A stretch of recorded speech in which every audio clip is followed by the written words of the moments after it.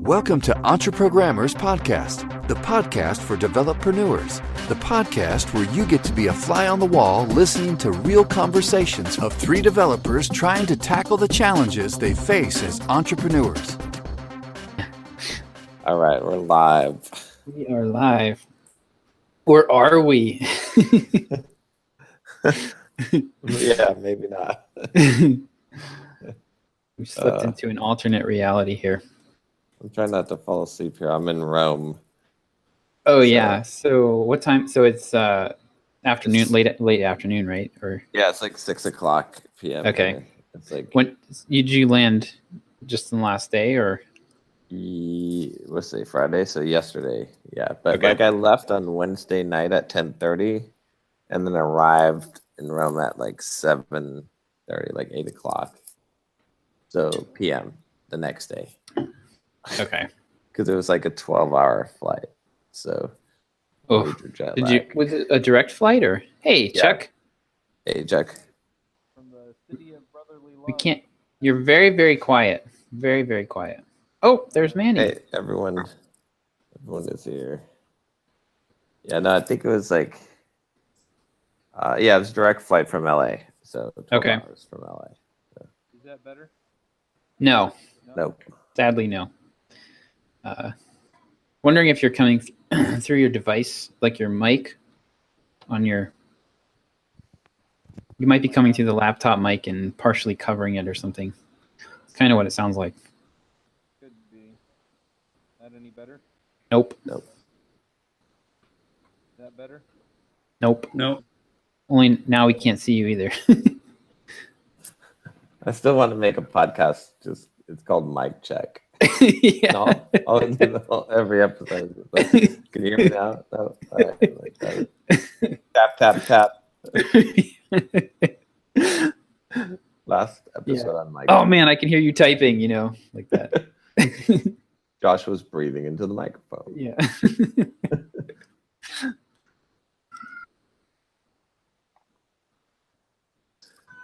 Well, good. There's more people, so if I fall asleep, Yes. it will be trying to get my attention. How many hours have you been up then? Well, I slept last night, but you know how it is with jet lag. Like you're just, it's weird. So I found on my trip, I ended up staying up for like almost. I think I slept like 3 or 4 hours in 36 hours. So that actually I synced right away when you do that. Yeah, I was just so tired that I fell asleep as soon as I went to bed. I figured out the system for jet lags now.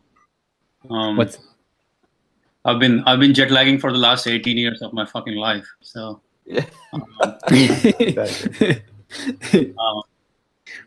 The key is to use coffee as much as possible during the day, and then at nightfall, like as soon as the evening comes, take a sleeping pill in whatever time zone you're in. And that's it. Do it for 2 days, and then you're ready. You don't need any more coffee. You don't need sleeping pills. You're back on the rhythm. I used to struggle. I would be like 7 days on a freaking 2 a.m. wake up cycle. So I'm a nerd and I had a microphone in my bag. Is that better? Oh, that yeah, is so much better. Look at That that. is amazingly better. It looks like a Chuck, professional. you can get up and get up and walk around the audience now and Yeah. Oh, there we go. do the I feel like full you should Oprah. do some karaoke now. I'll have to put my laptop down for that. I really get into it. Oh. All right, let's do this. Yeah. So where are you at, John? I'm in Roma, until Oh. I thought you were Sunday. in Barcelona. What's that? I thought you were Well, in Barcelona. on Sunday I go on a cruise to the Greek islands, and then after that I go back to Rome, and then take a flight to Madrid, and I'm there for a couple of days, and then I'll be in Barcelona the rest of the time. So Nice. Yep. You've been to Rome before? me, Mhm. I was there last year. Yep. Okay. You guys just go there for Didn't you peace. swear never to do this again, John? I always swear never to do things.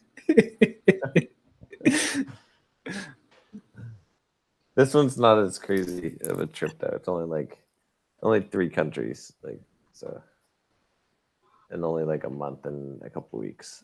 So that's much more. 3 months is too long. So. Yeah. Yeah. Can't even imagine. Yeah. Chuck, where are you? You're at the I'm in Philadelphia. Philadelphia. Podcast Oh, movement. I am in the airport right now, getting ready to fly home. Yeah, I went to Podcast Movement. Nice. Man, I had the ticket. I couldn't sell it. Fuck.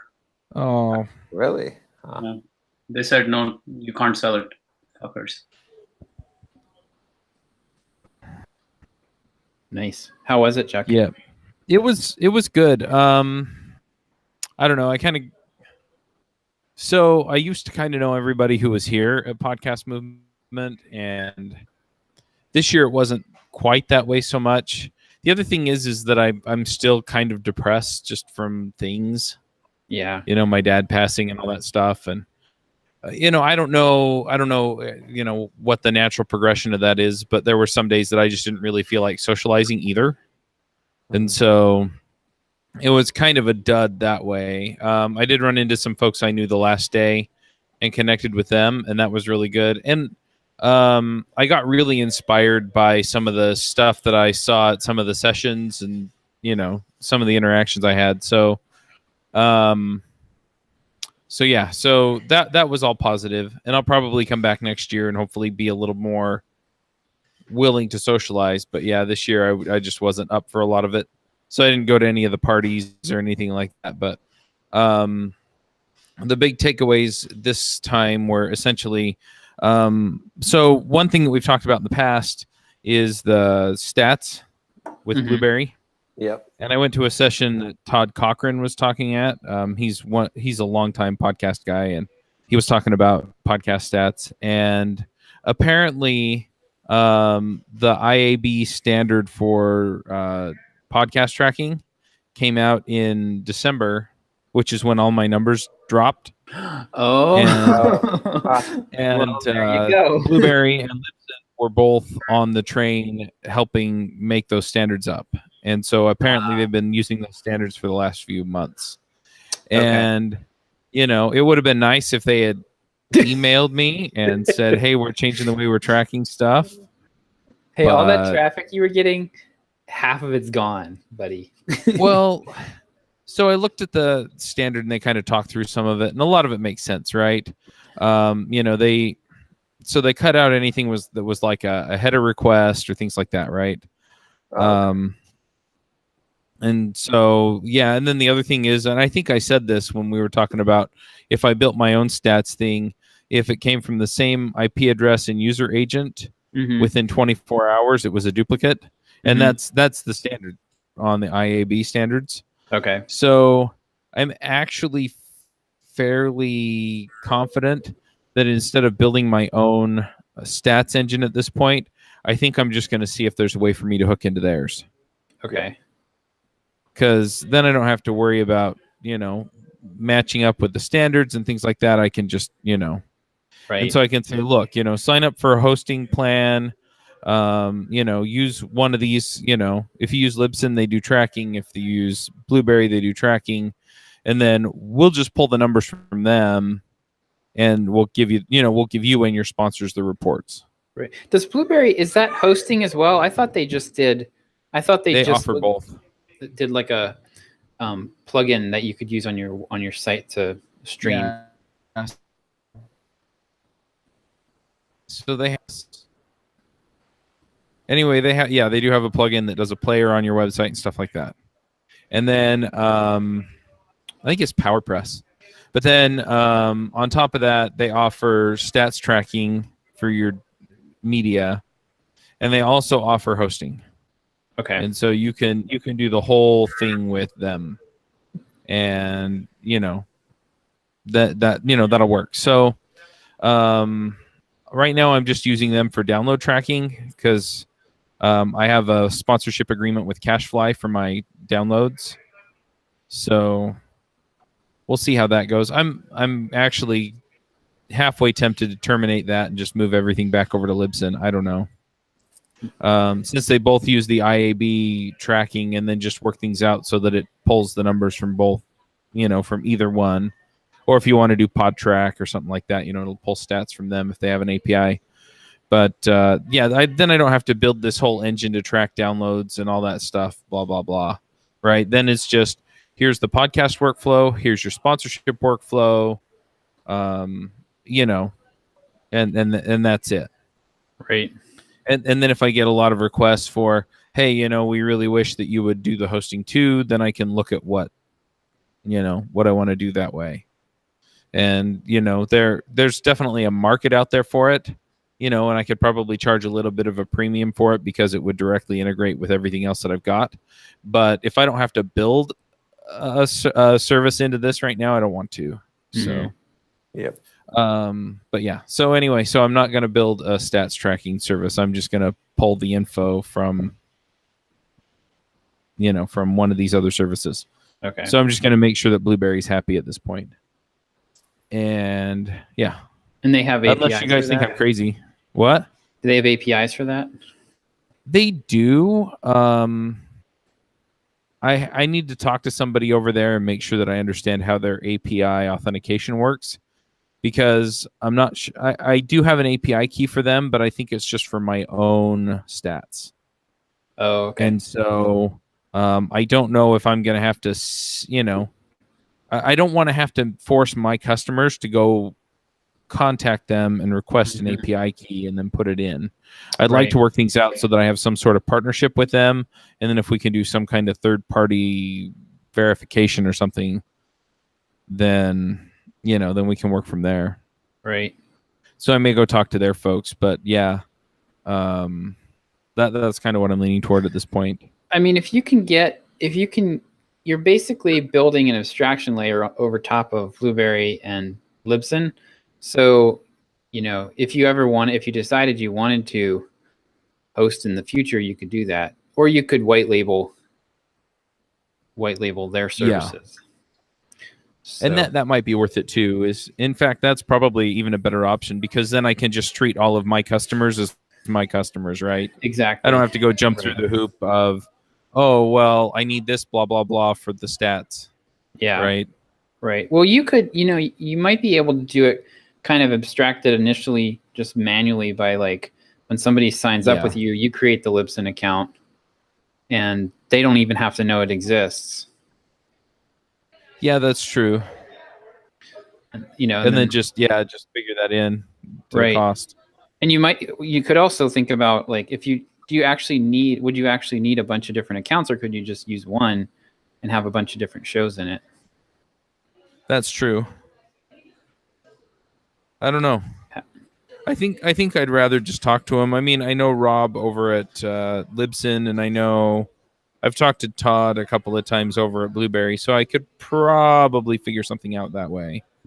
And just be like, look, can I just have some kind of API managed account or accounts? And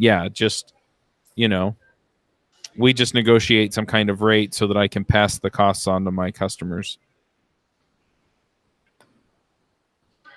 And then if they want to migrate a show over to me from Libsyn or something, then we can figure that out. But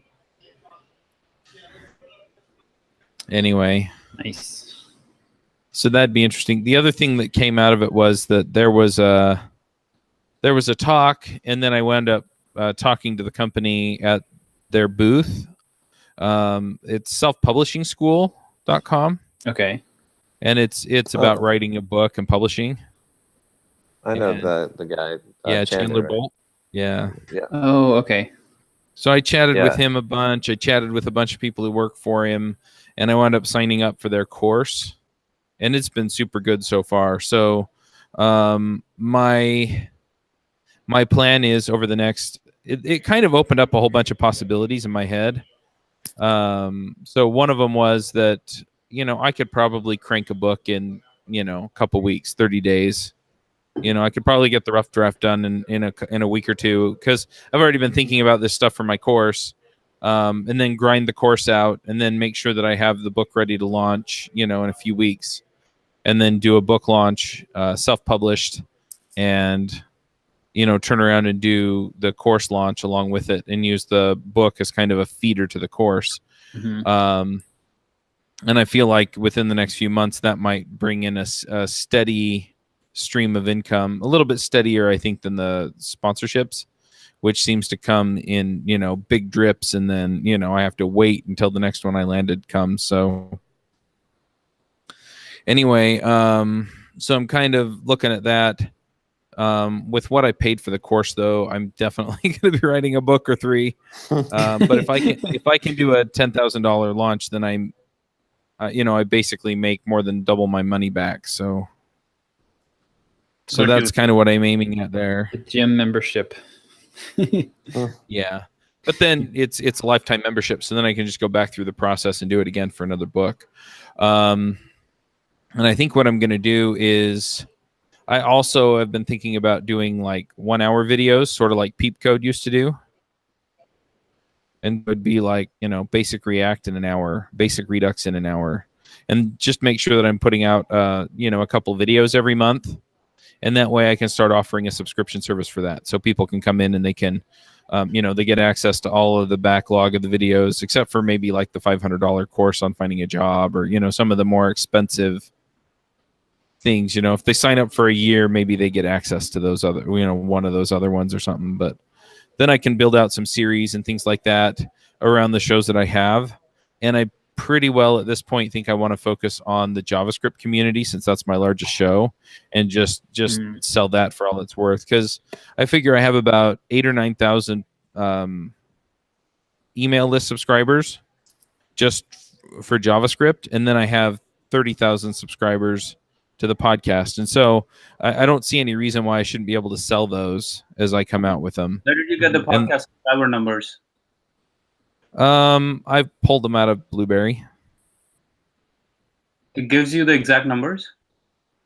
It tells you how many downloads you get on each media file that you send through them. Yeah, it gives you downloads, but that doesn't give you the subscriber numbers, right? Yeah, so I just do downloads per episode, so I just average it out. Okay, so the number of downloads per episode is the number of subscribers, you think? Pretty close. I mean, I don't know if it's exactly subscribers, but, I reach 30,000 people every week. So, if 20,000 of those are actual subscribers to the RSS feed, and I get another 10,000, and I'm just throwing these numbers out, I think it's much closer to, I think the vast majority of the people who get the episodes are subscribed to the RSS feed and get them every week. So I think it's probably closer to 25,000, but just for the sake of argument, if I have 10,000 hit or miss listeners, I still hit them with the ads and can still drive them to check out the book or get a freebie or something like that. Look at John. Sorry. I'm trying. No, it's not you. Just, John, I couldn't hear you either, so. Slap yourself, John. Slap yourself. I made it like 5 miles this morning for a run, and I lifted today, but now man. I'm like, Get some dying. coffee. I don't know. Coffee. I don't have any coffee right now. I need some. But yeah, so that's kind of the plan going forward. So if I can get this book and course together and kind of make that the flagship product for the next while, then I can start putting some of these other things together. The other thing is that I've been out there looking at content, and I'm thinking about actually pulling together books for JavaScript, React, Angular, and Vue that are essentially interview questions and answers, and then just putting them out there. So What was that? What would the course be about, you're saying?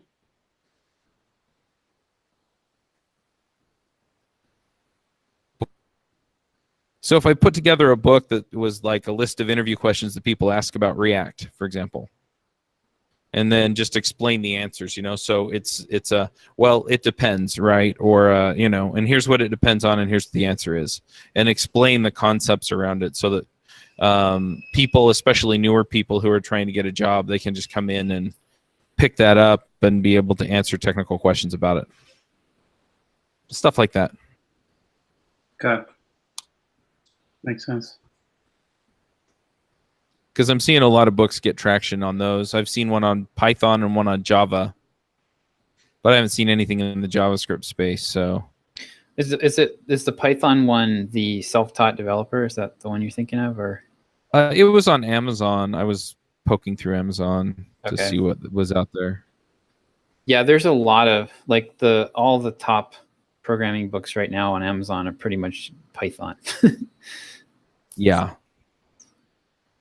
Well, and it'd be interesting to break into Python. The thing is that I have these podcasts going, and so as they gain traction, I mean, once they hit a certain threshold, I could do videos and books and courses on Ruby as well. I mean, I have a large enough audience there to go for it. And all the Ruby folks would be interested in the JavaScript stuff, or most of them would, because most of them are web developers. So I definitely see this as a way forward.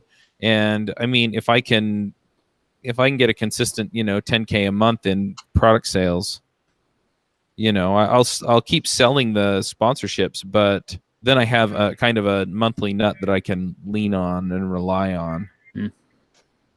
Or so you think. Yes. I know you've had some concerns and issues there. Guaranteed. But I feel like if I'm putting new paid content out every month, and so I'm consistently doing a launch, it's just like, hey, look, this is the launch price, and if you don't get it now, you're going to have to pay 20%, 30%, 50% more. 100% more. I don't know, but I think I can consistently make those sales, and then I can make those videos so that it's like, hey, look, we have this whole library here, and if you want access to the rest of it, get a subscription. Or so you think.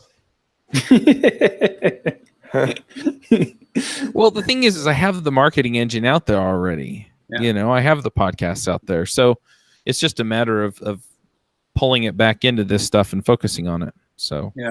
The other thing is that I can also sprinkle it in with affiliate deals for like Wes Boss's stuff and things like that. So yeah, and they're technology focused. Once you get using your email list and monetizing it, and using your podcast to monetize for your own stuff, those things will happen over time. Yeah, it's hard to. One of the things about products is it's hard to know ahead of time what will work out. But as you go, as you work with your audience, as you try to talk to them, you will get the feedback as to what they want and price point is, and everything will come together as you kind of go through with them. It's I mean, we start with this initial assumption, but then as we go, that shit changes. So. Yeah, but the thing is that I'm already talking to a lot of people in my audience on the podcasts. And so, like, for Angular, I can think of 3 or 4 1-hour video courses that people would buy like candy, right? Why don't you sell it today? I just need to make the video. I need to go learn the technology and then make the video. No, you don't. You can put up a sales page, sell it, and then create the video later. That's the way I would highly recommend you do, rather than try to create it before you sell it. Because if you sell it, now you know if people are going to buy it or not. So just do a pre-sale, and then if the pre-sale doesn't reach a certain threshold, then refund everybody's money? Yep. That way you don't. I'm doing one tomorrow. What was that? I'm doing one tomorrow. Oh, yeah. Yeah, nice. the issue there is I don't want people to get... Like, I have to deliver at least somewhat regularly. Otherwise, people are going to be like, oh, well, I'm not going to take the chance on this one. No, nothing like that. That's your thinking. That's not how people think. If you're going to get a good deal, if you say, hey, sign up now, I'm going to give you a good deal. And if you don't get enough signups, I'll return their money. You're being transparent. They're cool with it. Oh, that's true. They're not going to hate on you because you return their money. That's true. So instead of spending so much time thinking about all the possibilities, you might as well just test it. That's true. I guess the other end of that is that if I price it low enough to where it's kind of a no-brainer, right? So if it's a 1-hour video on NGRX, for example, Mhm. you know, and I price it at 10 or 15 bucks, maybe even 20 bucks, a lot of people will just, you know, they'll just take the chance on it because it's not a whole lot of money out of their pocket. Yeah, I mean, I would caution you against spending like trying to sell very low ticket item, but yeah, I mean that's a good tripwire to get started. Yeah. Like 40, 50 bucks, somewhere in that range is also good. But yeah, you know, if you run a sale, you can price it, you can say it's $99 and then give a discount and say it's for the next few days or whatever. It's $19 or something like that, just to see what you get out of it. That's Um, true. But Yeah, yeah, I that's mean, a possibility. it's so much faster, so much better than trying to spend all this time and not knowing what the audience wants. That's true. And I could do it for this book and this course too, and just say, look, you know, you're going to get it on this date, you know, but if you buy it ahead of time. Yeah. Yeah, I mean, all you need to do is really put up a sales page and sell it. I've literally not created a single course before I sold it. Oh, really? Yeah. Every course I sell before I create, because then I know if people want it or not. Mm-hmm. I mean, the meditation course was one of the big gambles because I'm not, you know, the book summary is separate from meditation, but Yeah. I actually did the marketing and sold the course before I created anything. And then I went on to create it. That's true. The other angle on this that I've thought about is doing it as kind of a sponsorship dealio. So, you know, there are tools out there like Sentry, for example. They're sponsoring some of my shows. Mm-hmm. And I could say, look, you know, I'll put the video out for free, right? So it's Sentry in an hour or Sentry in an hour and a half. Mm-hmm. And have them pay, right? So they essentially, you know, they pay $10,000 and then, you know, people can come and download the video for free. Mm-hmm. And see if there are companies interested in doing something like that. Because there are a few companies out there that are looking to get traction. And it's one thing if it's, hey, you know, blah, blah, blah on the show. It's another thing if it's, you know, hey, you know, you're listening to this show. Well, I have an hour video on how to use DigitalOcean or something like that. Yeah, I mean, you can try it. Really depends on how you're able to sell that to the sponsor as to what they will get out of this whole thing, because they need to feel like, okay, well, that was worth the $10,000 they spent on it. So whichever way you do it, whichever way you are able to show it to them that it's worth their money, that's possible. However, that makes sense. It's still a test. I mean, I think it's better off if you do the test before you actually go down that path, because then your sponsor, you know, you build, you know, you don't want a situation where you do something and then the sponsor comes back and says that wasn't really worth it. So now you're in the middle of, you're like, shit, I spent all this time, I did all this effort and nothing happened, compared to you test it, you see it works, and then you say, okay, now it's a sponsorship deal only. No more, I'm not going to sell it to the public, only through sponsor or something like that. But then you at least know what the sponsor is going to get, or what, you know, what the uptake is and how interested people are. Yeah, that's true. I guess the other thing that I could do is I could also just add it as an upgrade to current sponsorships, right? So it's hey, you know, you're going to sponsor and you're going to get spots on all the episodes, and then you're going to, you know, it'll cost you an extra however much, and I'll make the video course for your product, right? And so then I can promote that as part of the deal.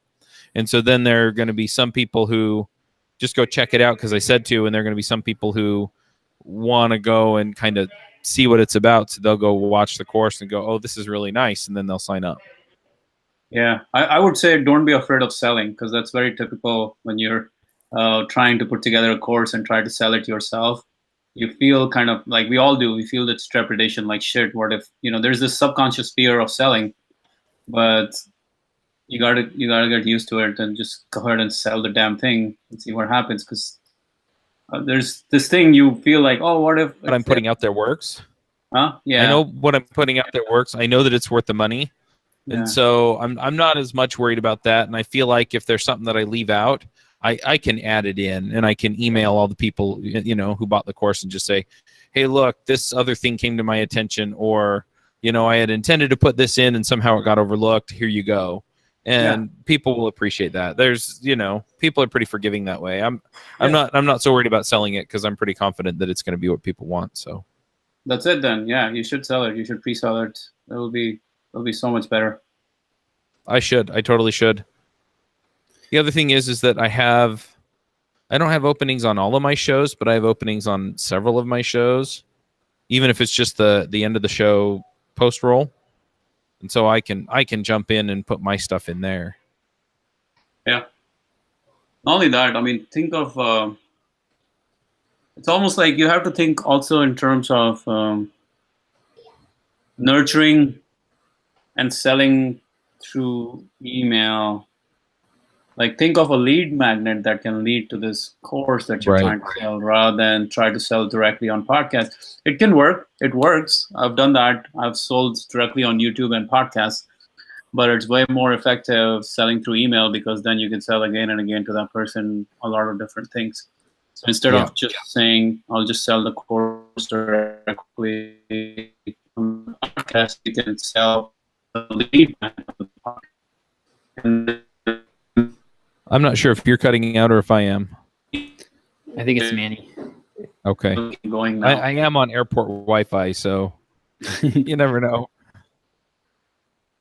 Yeah, I like the idea of doing essentially a pre-sale and actually having a lead magnet too.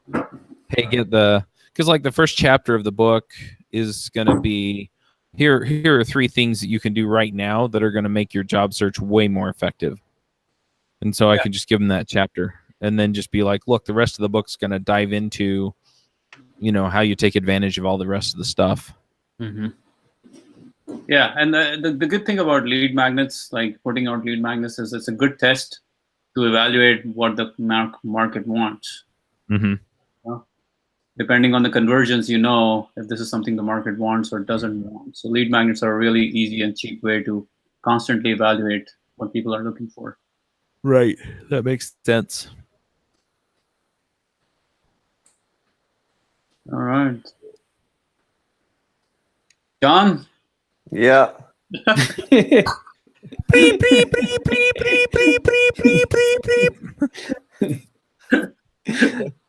John's been participating in the call. He has. He's been listening with his eyes closed, breathing deeply. Everything's been being embedded into my subconscious. I'm going to go make lead magnets. Mathematics are very good.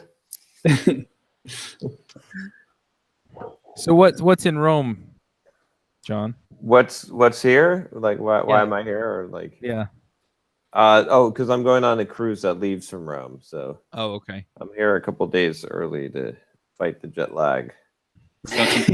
for fun, for work, for something else? Just for fun, yeah. How's the pizza? Good. I had pizza last night. It was good. Yeah. Mi manca la pizza italiana. Hey. What's mon? Mi manca means I miss. Manca. Oh, miss. Okay, yeah, miss. How did the Podia thing go? The what thing? Next question. That? We didn't do any Podia thing. Yeah. So that was the worst affiliate promotion I've ever done. So yeah. I knew there was a pretty good chance it wasn't going to work. Which affiliate was this? This was Podia. So Podia is okay. the course software, the course software that we use. So we have like 25 or 30,000 people that have gone through John's blogging course at this point. And we do get a lot of questions from people who are interested in creating online courses and doing that because John did it. And so I was pretty sure that it wasn't going to go all that well. I'd promoted it to my list of about 1,500 people, and I think I did maybe a couple $1,000s in sales. So I was like, surely, we'll at least we'll make something off of it. Well, so I ended up only ended up doing 2 emails because it was so bad. I just didn't even bother doing the final one. I tried to pitch it from the angle of like, I tried to not go like, hey, this is great course software. I tried to start from like, the idea of creating side income, which is what a lot of people are, a ton of people are interested in our audience. And so I did 2 different emails about generating side income and pitched Podia as a good platform, easiest platform to get started with. And so day 1, I sent the email to 86,000 people. Let me see. And I made 0 conversions. Oh man. Actually 0. So okay, to anyone listening, say who thinks, surely if I just send this to enough people, someone will buy it. I will testify that it is entirely possible for that, to make 0 sales. Yeah, so I sent it to 86,000 people, got a 17% open rate on the email, and 510 clicks, and 0 sales. 506. Yeah. So 0.5%, 0.4%, 0.6%. Yeah. So then day 2, what I did day 2 was I just decided to send it to people that had opened I sent it to a smaller group on day 2. That one got a 29% open rate and a 0.5% click rate. So a total of about almost 700 clicks, and I made 2 conversions, and for a total of $8.70. Yay. And well, no, the good news is it is recurring. So as long as they keep that subscription active, we'll get $8.70 a month for a while. Oh, nice.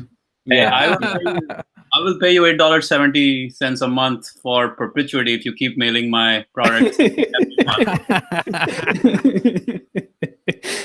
That sounds like a pretty good deal. Make it $8.80, and you've got a deal. You got a deal. Yeah. So yeah, I had planned to do. Out there. What's that? John's gonna pass out there to listen to those numbers. Yeah. So I think there were a few things going on. I think for one thing, it was subscription software.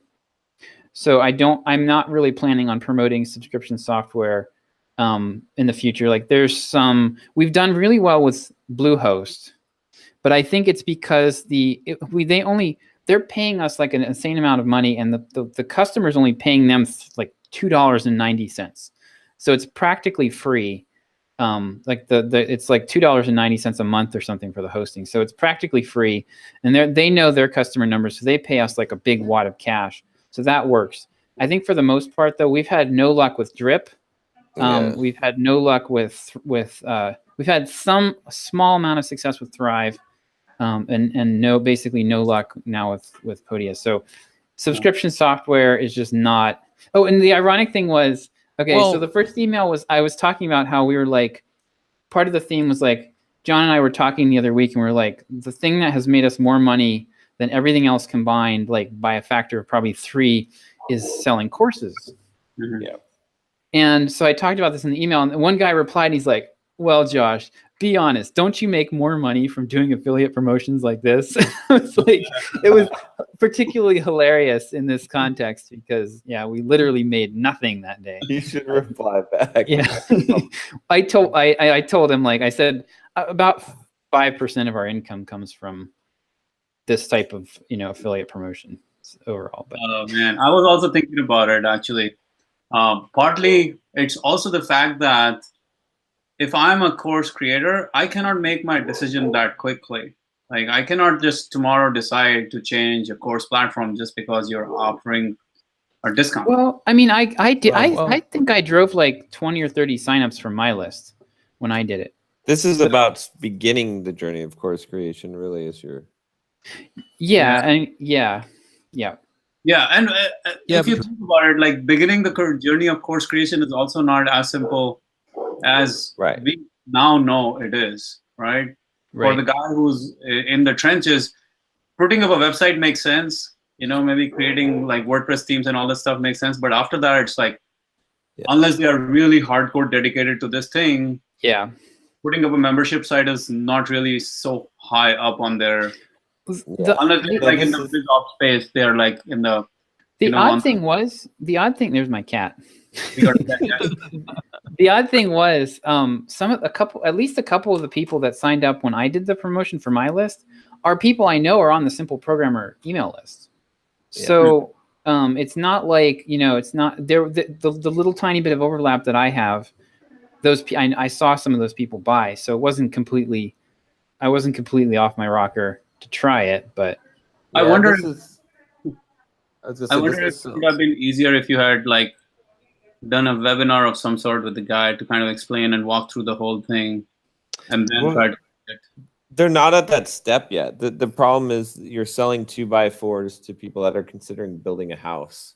Yeah, right? It's like yes, when they decide they're absolutely going to build a house and they're looking for 2x4s, then they're going to buy your 2x4s, right? But the thing is, like, in order to get someone to buy 2x4s to build a house, you have to convince them to build the house, like, and they're not ready to make that step. So all these people are like, they're, whereas on Josh's list, these are people that are entrepreneurs already. They're already like doing stuff, right? Here we've got to tell them, it's mostly like 80% career developers where you're like, okay, become an entrepreneur, and so you're going to make that decision. You're going to start making courses, and here, buy this thing. So it's it's too many steps down the line. So think of it like I just want to back John up on this. I mean, most people, they're just like, look, I'll just go buy a house, or in the case of software, I mean, a lot of the people on your list are just people who are interested in the content. Yeah. Right. And so I agree with everything you're saying, but I'm still surprised. Because okay, like in the 135 people that I have in my paid membership group, there are probably close to 10 who have created courses or are into the process. So the people are out there, and like I said, there were people that had signed up for my list that I know were on Simple Programmer list. So I mean, I'm not at all surprised that it wasn't a rousing success. I am still pretty shocked that it was like as bad as it was. So, this is my thought for the week, but I'll do this early because it kind of fits here.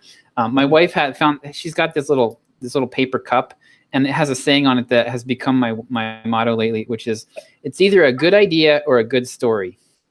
That's awesome. So this was in the good story category. Along those lines is the book Thinking in Bets by Annie Duke, and she talks about separating the quality of decision from the quality of outcome.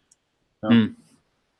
Yeah, I would say the quality of the decision was maybe a B- or a C, and the quality of the outcome was. But it's not like you can sell the hell out of that. The only thing is, it needed to be at the end of like a course on creating online courses, right? Yep. That's the thing. It's like that's why the Bluehost works for us, is because it's the same exact thing. It's 2x4s for people building a house, but they've just completed a tutorial on how to build a house, right? And it's like, here you go. And even then, it would probably be a little early for that blogging course, maybe a few months down the line. But if you had a course on creating online courses, now you're right. Right. Yeah, but I even think that, I honestly don't think that, even with our audience, that would even be worth doing. Yeah. Because it would. Yeah. I mean, you could probably plug this into your blogging course just as another email, but Well, there's a big jump. I mean, we could do a course on how to create Pluralsight courses, and that would sell better than how to create your own online course, right? Yeah. The reason why is because of our audience, right? Because these, like, I mean, you forget about it, right? It's like we're all entrepreneurs here, but back before you were an entrepreneur, like, if you're going to create an online course, you wouldn't think of creating it and selling it yourself. Like, that's like a huge obstacle, right? It's like the people in our audience that are programmers are thinking, okay, can I create a course for someone else? Can I, do this? And even that's a big jump. So Actually, agree. I think that how to create a Udemy course or how to create a Pluralsight course I could see that doing fairly well. Yeah, but the thing is then you're not going to sell a course platform like Podia, right? Yes, Right. exactly. You're going to be selling other, video course. So, but go buy Screencat or ScreenFlow or something, right? Wait a minute. So, Right. let's make a course called "How to Make $8.75" with affiliate offers. Hey, you can't deny that I made side income there. I mean, True. come on. To the guy who's made no dollars online, $8.70 is still a lot. That's right. Recurring. Well, you do prove that it's possible, right? Yes. I mean, for you, it's a dud, What right? I proved is that you've if done you so build much an email better. list, what I proved is that if you build an email list of 86,000 people, that you can sell $8.70. No, you can Yeah, sell but- anything is what you proved. You actually proved the extreme end of what you had said, which you said you can't really sell anything, but you just proved that you can sell anything. Actually, though, if you would have sent out an email that says, "I'm going to send you a random bag of shit for $5," you would have sold more. Yeah. I'll take Yeah. take from John's collection and send them over to you for $10 a pop. I'm just saying, if that's the first dollar you've ever made on affiliate, then it's like, oh well, I just need to find something that people will actually buy. For Josh, it's disappointing because he's done better. Yeah. Yeah, he's done a little bit better than that. Yeah. Just a little bit, just a hair. Like Yeah. 1,000x or 10,000x better. Yeah. But see that book that whatchamacallit, Irresistible Marketing, is that the book? Like the offer, the offer. The irresistible offer. Irresistible offer. Yeah. It's so true. It's like it doesn't matter. Like you can have a humongous list. You can have, it's got to match up. Like that offer has to be the thing. Yep. So true. It's the same thing what he talks about, what this guy talks about, an ultimate sales machine as well. Yeah. Right? Ultimately, it boils down. First thing is the customer. But then think about it. If Pat Flynn were to run a deal like this, he would also have a hard time selling very quick, like in 2 days, buy the software or the deal is off. He would probably have an easier time if he did a webinar with those guys explaining the software and let this deal run through for a while. No, I disagree. I don't think that would have helped at all in this situation. I really don't. I mean, I think it might have helped in that we might have sold $16.75, but it would have, when something is that, like, you're not going to 500x what I did. Yeah, no, you won't ever make that worthwhile. Like you can increase it, yes, you can increase it, but a tactic like a webinar is an amplifier, but it's not going to make it's not going to make a dud into a success. So yeah. Why is it only $8.70? I mean, I thought I looked at the deal; it was $29 a month, right? Yeah, we get 30% commission. It's $8.70. So we got. You did not negotiate a good deal. 30% recurring. That's pretty. That's pretty good. That's pretty good. That's good. That's about the highest I've seen for recurring. Yeah. Really? Yeah, for recurring. Yeah, I mean 50% of an upfront deal is pretty common, but I drip I think might have been 25% or like. Yeah, ConvertKit is 30%. I think Aweber is. Oh, yeah. How much is Bluehost? Bluehost is just upfront. Bluehost is just upfront. Yeah. Mm-hmm. Did you guys negotiate that deal, or that's the deal they offered you? They both like Both. they offered us. Yeah. Bluehost offered us like it might have been like 50 or something initially, and then as we continued to send them good leads, they bumped it up. So. Yep. We just kept on asking them, and they kept on saying yes. And then Yeah. the last one, they just came to us and said, "We're going to bump it up $20." So Not bad. Yeah, so I'm licking my wounds from that. I'm gonna try. So this weekend, I'm doing a very small pre-launch test pilot thing for a course. So Jason Humphrey and I have been talking about doing 2 different courses.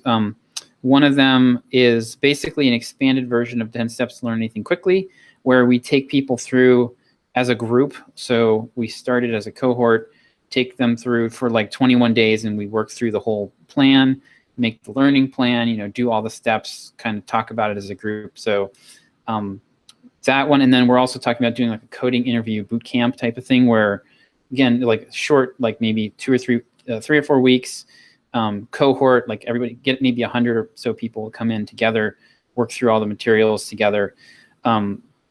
So if I'm going to go ahead with this, it'll probably be like late August. So what I'm doing, I threw up Jason. I had Jason do an outline of how he would structure it, and then I wrote some bullet points for that, threw it up in the store as a WooCommerce product, and I'm just going to do an email. So I'm going to do basically just start with 3,000 people. I've got drip set up so that everybody gets assigned a number 1 through 100 when you sign up. So I can select by 1%.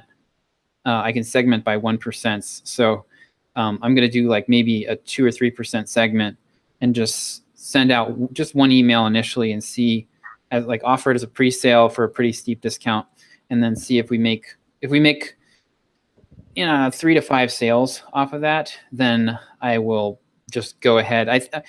I was thinking about it, and I think it's time to do like a all-in, like run at the wall as hard as you can product launch. Mm-hmm. And maybe make it a week long, put in effort, do the sales page, do a webinar, do a week's worth of emails, and just like really slam it as hard as we can and just see what happens. Because I've been hesitant to do that because I haven't, like, a lot of the stuff that I've tried hasn't really worked all that well. But with either of these topics, these seem to be the topics that people respond to the most and the most consistently. So if anything is going to work, if I can't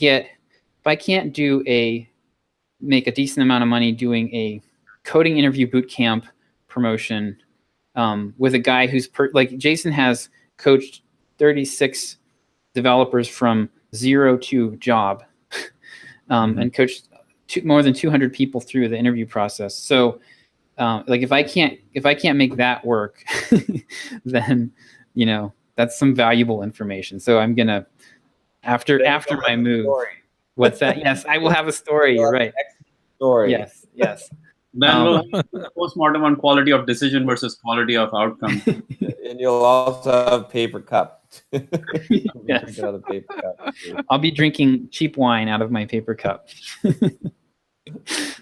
Yeah, so that's what I'm thinking. That's what I'm going to do here in August. Is just going to be. So what the idea with this would be, this course. When you buy the course, you're also buying a year of membership in the Simple Programmer community, and we're going to run the course and all the exercises through the community. So people will be coming in with this really intense, 21-day focus on something, and they're going to be in the community the whole time working on it together.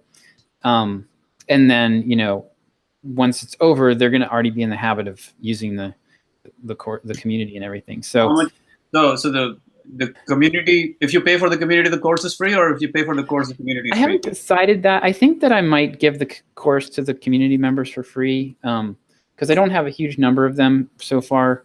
And I think it would just be, well received to do that. But I think I'm going to charge $199 for the course for everybody else, and then they'll get it'll be free. The membership will be free. It'll be included. So I was thinking of doing the other way I was thinking of doing it was like make the course $99 and then have a 30-day membership included, and then they get billed another $99 after 30 days. But I think that would just cause me customer support headache, people complaining. I think it would be a good way to do it, but I think I would backfire a little bit too. So I mean, you can do it as an upsell. You can do it as a one-click upsell. But if you try to do it, I want it to be. I just want to I want everybody in the community. So yeah, I'd rather get 100 people into the community and take less money than get fewer people in the community and make a little more money doing it as an upsell. So, because the community I need to keep a good flow of people coming in. It's been going really well. Like we have been getting we've been averaging like 25 posts a day. And I did a query in my software, my forum software, to see how many people were inactive over the last month, basically, just who hadn't logged in since July. And there's only I'd say about 20 people here, and the other like 100 plus have all at least logged in. And yet, I mean, yesterday we had like almost 40 active users. So yeah, so it seems like it's working pretty well. I just need to keep feeding it. I was listening to a really good podcast, and this guy was saying that he was doing the monthly launches for a while with his group, and then it got to be too much, and then so he actually cut it back to quarterly, and they were getting more people in that way than they were with the monthly. So I think once I get to a critical mass of maybe like closer to 300 people or so, I might go to a quarterly open doors type of thing, because it is a lot. Like I feel like I have a lot of things that I want to promote right now, and having to do this once a month is definitely kind of crimping my style. Mm. John Lee Dumas used to promote the fuck out of his masterminds almost on a daily basis on his podcast. That's how he built it up. Just on his podcast, he would keep talking about it. And the key he had was that he would always say the price will go up next time I open it. So this is the current deadline. Next time it will go up again. Yep. Yeah. The challenge here is that you don't have a podcast or something like that where you can kind of. Yeah. Well, the guys, this podcast, they were specifically talking about him, and they were talking about it in the context of like having it open all the time is just not a good idea. Like doing the scarcity windows where you're closing it down is the way to go. Yeah, he didn't really have it open because he would just say like the price is going up. A waiting list or. Yeah, and you have to get on a call with him, like which was a month. Oh, okay. So it was you don't get in. So it was like you don't get in without a call. Yeah, but it makes sense from a management standpoint too, just because then you have the next batch come in and you can onboard them, get them all set up, get them running, and then once they're kind of self-sufficient or mostly self-sufficient, then you can bring the next batch in. So yeah. it kind of serves both purposes. Yeah, I feel for him it was more of like making the sales process easier because it was a higher ticket, like $100 a month or something like that. Yeah. He was using the reverse sales tactic in which he was qualifying the prospect, saying, will you contribute to the community? Will you make sure that you are going to be a good member of the blah, blah, blah? And people are like, yes, I will do it. Yes. Okay, only then will you be allowed to get a sign up. Otherwise, we're not allowed to get a sign up. That's like reverse psychology that works gangbusters for higher ticket. Doesn't work for lower ticket. By the way, I heard someone do this. He did, like, send out emails with coupons to his list. And what he did this time was, instead of sending email blast with a coupon, he said, hey, I'm running a sale, but I'm not going to put the coupon up there because a lot of people share it. Just reply back to me if you want the coupon, and I'll send it to you. I'll send you the link, and you can get the discount there. And he actually doubled his sales as a result of it. Yeah, I've tried that too. I've actually tried that and did not have that result. Yeah.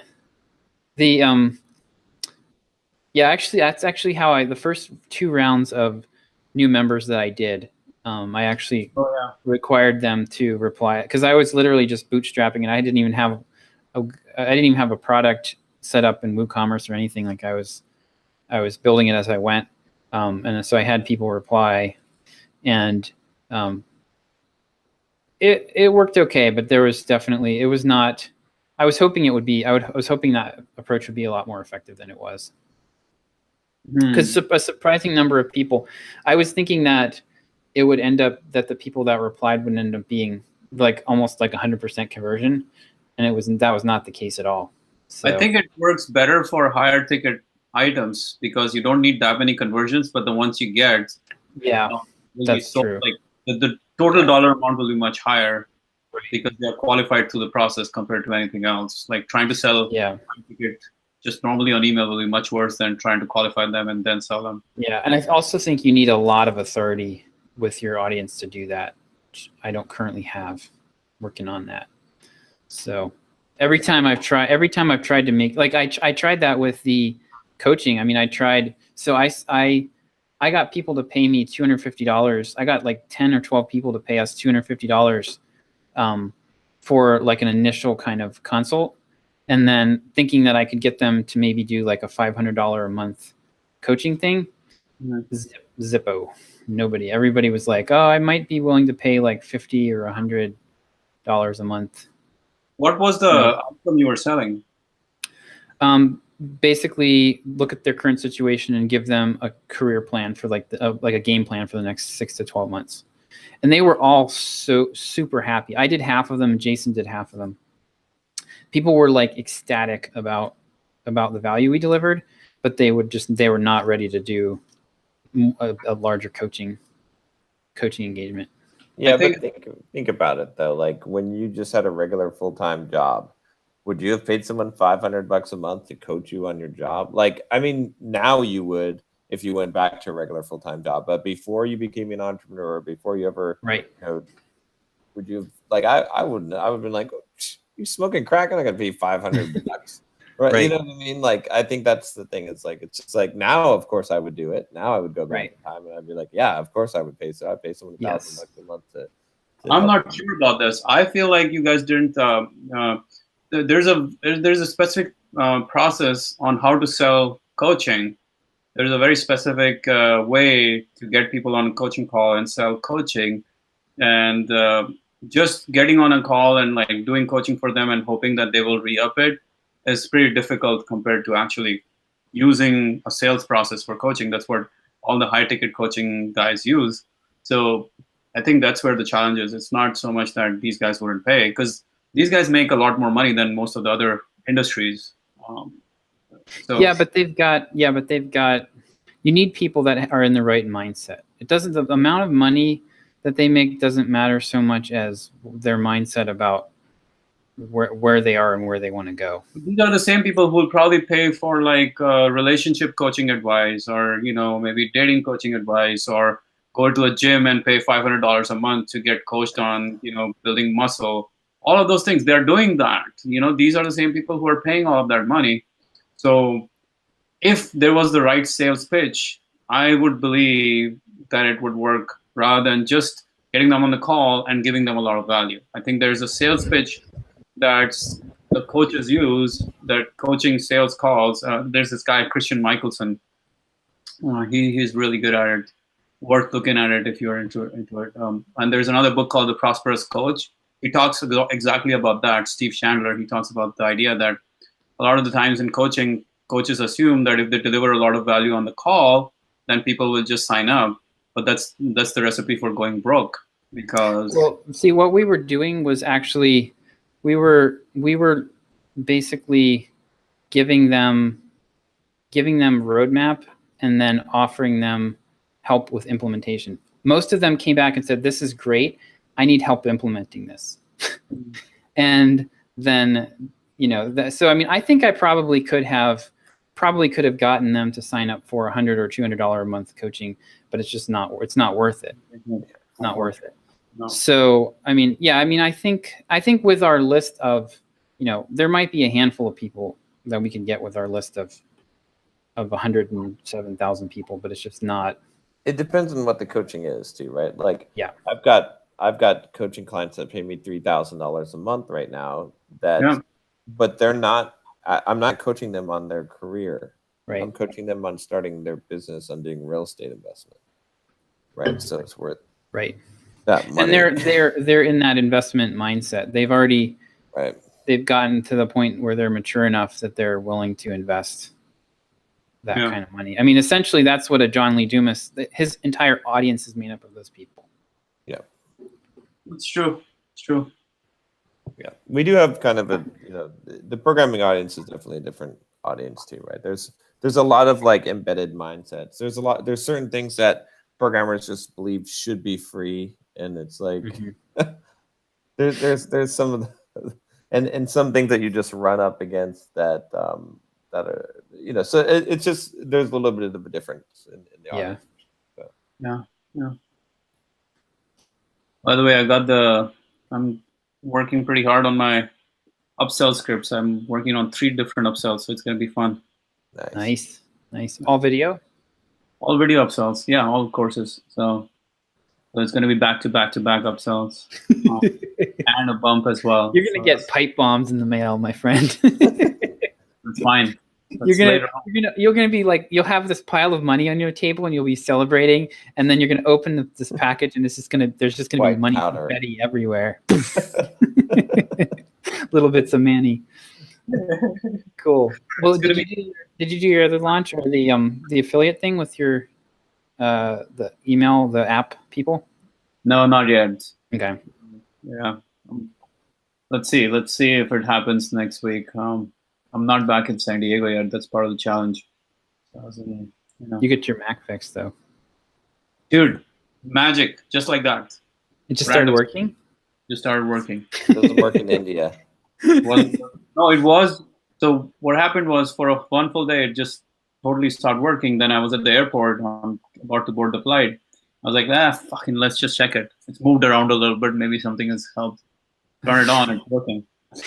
See, what would have happened to me would have been, I would have stuck it in my bag and it would have turned itself on, and then it would have overheated and like caught my bag on fire. You're that lucky. Oh man. Yeah. So yeah, I'm trying to get that one going as well. But I think this one will be awesome because we have so much more data now after 2 promotions that we're gonna. So I'm moving next week, so we'll have to talk. I still want to do our promotion as planned the week after, but if you want to move it a week, that's fine too. I mean, shit, if you got to be moving, I'm sure that's a lot of work. Well, I think I can still do it. So I'm still gonna try to write my emails next week. So okay. We'll be. You need anything from me for those emails, or you're good? What's that? You need anything from me for those emails, I don't think so. Yeah, I think I'm good. Yeah. You already have the data from last time, or you already have the information from last time. So. Yep. Cool. We should probably let John get some sleep. It's not time, John. You cannot sleep yet. I know. I'm gonna get the restaurants are opening now, so we're gonna get some food. Just give your daughter a squirt gun and just. No sleeping allowed for another 4 hours. Yeah, I know. All right, shall we do our thoughts then? Huh? Yeah. Mine was already. I already did my thought. What's that? Your thoughts 2.0. Oh gosh, that's a lot of pressure. I don't know. I'll have to think about. I have to come up with something else. So if no one else has thoughts, I'll thoughts. Go for it. Mostly it was just I got out of my routine this week, coming to podcast movement. And then, I kind of picked and chose the sessions that I went to. So I didn't by any means attend the majority of sessions. But just getting out of my comfort zone and finding people who had different ideas from what I was after kind of changed the direction of where I was headed for some of this stuff. And I think that's pretty healthy. So a lot of times I think we just get kind of heads down on what we're doing and keep pushing ahead with what we're doing, which works a lot of the time. But,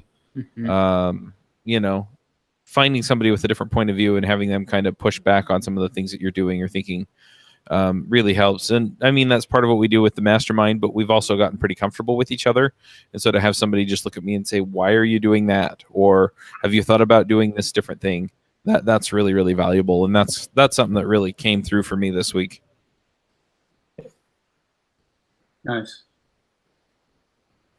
I would say, okay, mine is pretty obvious, but I think we forget it a lot, which is the key to figuring out where you're going to fuck up in the future is where you fucked up in the past.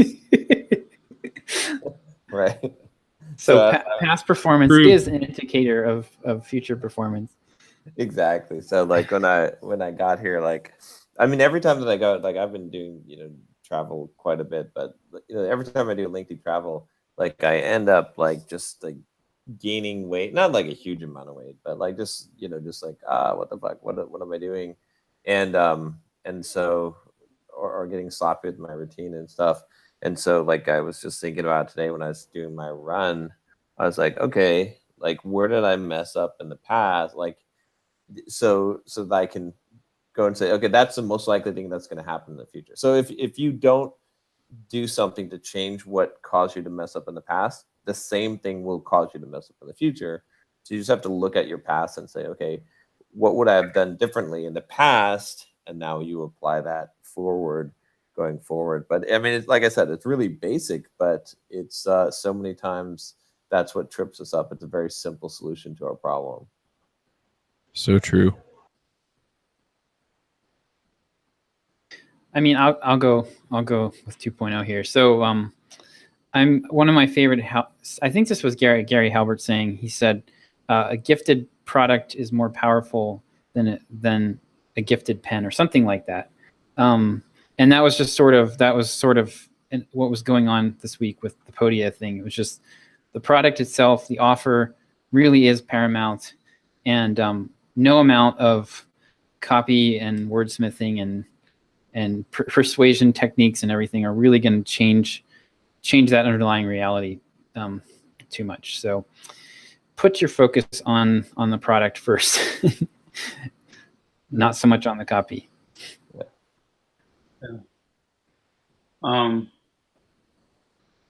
Mine is about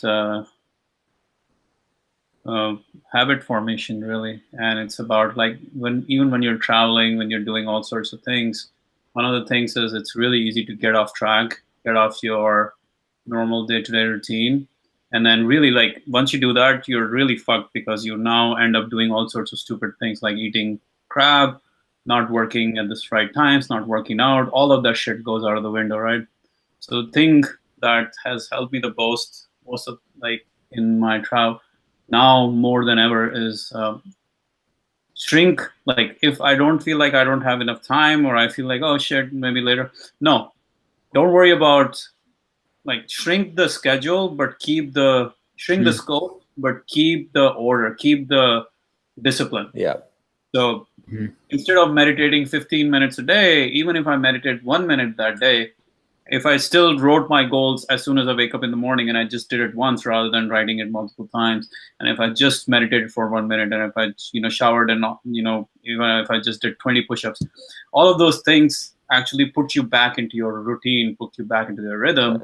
You don't have to be really extensive in your goal creating or in your habit process sometimes, but keep the process. I think that's the key rather than worry about the scope. Yep. Momentum. Definitely. Yeah. It's like mini habits, but Yeah, I like that because you think about the mini habits things sometimes when you're starting new habits, but not so much as a technique for maintaining them.